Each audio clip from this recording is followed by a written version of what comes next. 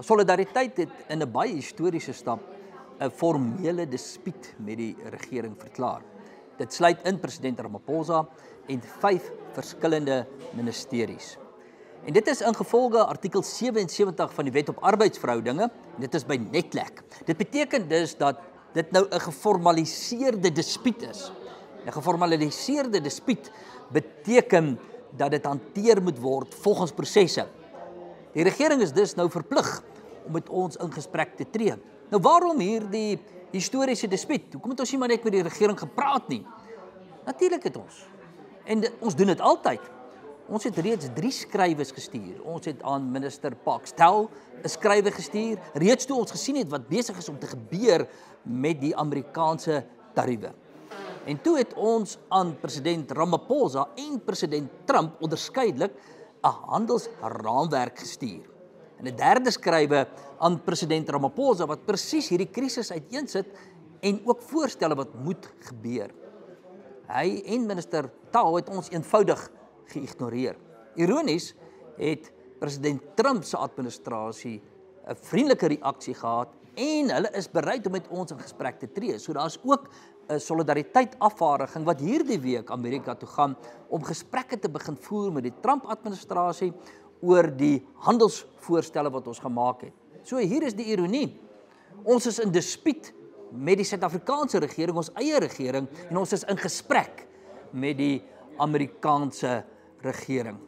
Nou hierdie is na aanleiding van 'n golf van afleggings wat ons besig is om te hanteer. Ons het kennisgewings gekry by talle groot maatskappye en dit gaan meer as 350.000 mense raak. Dit is ongelooflik tragies. Terwyl ons hierdie onderhoud voer, is daar mense wat gespanne sit en wag oor wat gaan met hulle gebeur.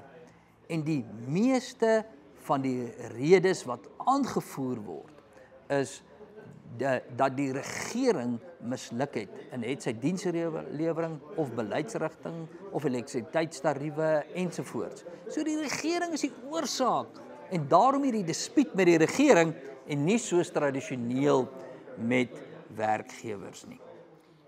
Hierdie is nie 'n solidariteit kwessie nie. Natuurlik word solidariteteitlede ook geraak, maar die minderheid mense wat geraak word is solidariteitlede. Die massas wat geraak word is ander vakbonde se lede of mense wat nie aan vakbonde behoort nie. Dit is mense wat werk. Alle mense wat werk word op 'n manier geraak. Dit skep onsekerhede. Dit is huisgesinne wat geraak word. Dis besighede wat geraak word. Dis gemeenskappe wat geraak word. Solidariteit neem nou die eerste stap. Ons is die leierinstelling hierin. Maar dis nie ons dispuut nie, dis Suid-Afrika se dispuut. En daarom doen ons 'n beroep op ander vakbonde om hierdie dispuut te steun. Ons doen 'n beroep op werkgewers om hierdie dispuut te ondersteun, op gemeenskapsorganisasies om hierdie dispuut te ondersteun. Dis 'n kragtige boodskap. Die feit van die saak is, die regering is onder ongelooflike druk op hierdie stadium. Hulle is absoluut blootgestel en daarom is dit tyd vir die gemeenskap om op te staan en te sê, regering, ons is moeg vir julle. Artikel 77 van die Wet op Arbeidsverhoudinge maak voorsiening vir vakbonde om 'n verwysing te doen ten opsigte van protesaksie. Nou wat behels 'n protesaksie en hoekom wil ou 'n vakbond so iets verwys? Dis om die spotligte te plaas op die kalklig te plaas op sekere sosio-ekonomiese probleme wat werkers in die gesig staar. Ons sê as jy kyk na Suid-Afrika en jy kyk na wat gebeur in Suid-Afrika, dan so verwysing nodig en moet ons dit doen om die werkers se regte te beskerm.